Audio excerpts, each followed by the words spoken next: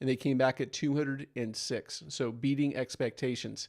Philly Fed came back at 16.3, greatly beating expectations. They were expecting 7.5. We came back at 16.3. Goods trade balance missed expectations. Preliminary wholesale inventories came in line, and then trade balance was negative 70.3 billion, worse than expected. As we get into the 10 o'clock time frame, we have pending home sales and CB leading index. Goolsbee speaking at 10:30, NAS gas storage. 12 p.m. we have crude oil inventories, and then Trump is scheduled to speak at 4 p.m. Eastern Standard Time, so at the close.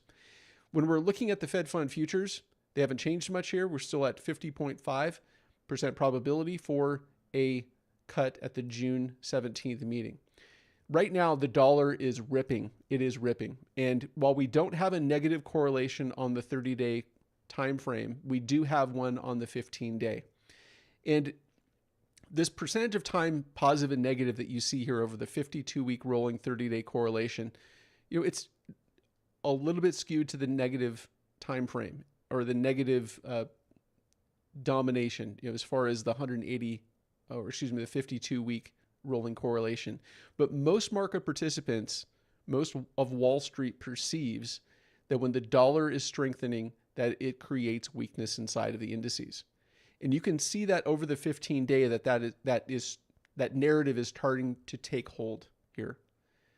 And why this is important is when you look at the longer term time frame, we're looking at a monthly chart here for DXY.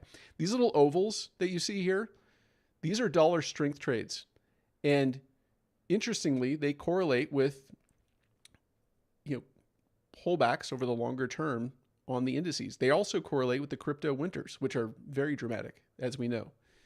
And we were talking about this as we were going into the beginning of this year. What would it mean if we had a dollar strength trade like we had coming out of the beginning of 2022? That was when we had that, plus 20% decline. It took almost a year. There wasn't much of a dollar strength trade at the beginning of 2025, even though we had that plus or minus 20% decline. So when the dollar strengthens in this gigantic double bottom, and you can see this on the daily chart, it's a big deal. It really is a big deal. It's everything gets dragged down by it. And we're getting ready to break out of a previous high that we have here on DXY, breaking through a euro low. And there doesn't seem to be any stopping it at this point. We're in extension territory now.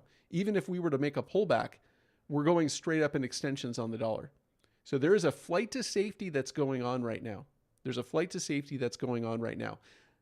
Now, when we look at the dollar in relation to the euro, and we're thinking about what is the dollar yen in? Should the dollar yen, shouldn't it be blowing out of this previous high up here? It should be. And so there's also a component of this that is also a yen strength trade. So when you have a dollar strength trade, there's three components to a yen carry trade unwind. One is a negative correlation, and we normally associate that on the dollar correlation chart with the 30-day negative correlation. Now, we don't have that right now, but we do see it in the 15-day. That's the first ingredient, negative correlation, inverse of the dollar. Dollar strength is the second ingredient, and then yen strength is the third.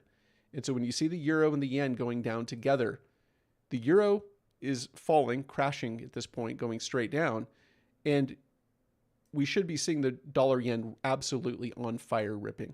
And so that in itself is a sign that there's also a yen strength trade that's going on in that environment.